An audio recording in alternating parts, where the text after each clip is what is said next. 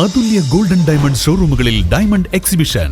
Lucky ഡ്രോയിലൂടെ bumper prize, scooter, washing machine, fridge, TV തുടങ്ങി ഗൃഹോപകരണങ്ങൾ വേറെയും.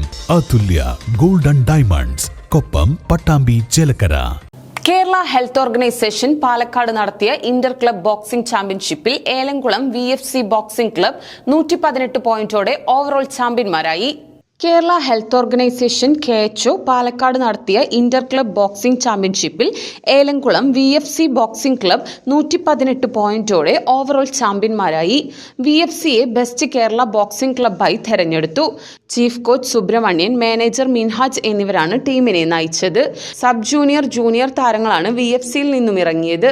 ഏലംകുളം മാണിക്യൻതൊടി ഷംസുദ്ദീന്റെ മകനും 7ാം ക്ലാസ് വിദ്യാർത്ഥിയുമായ റസാൻ ഷാദി ചാമ്പ്യൻഷിപ്പിൽ മിന്നും പ്രകടനം കാഴ്ചവെച്ചു.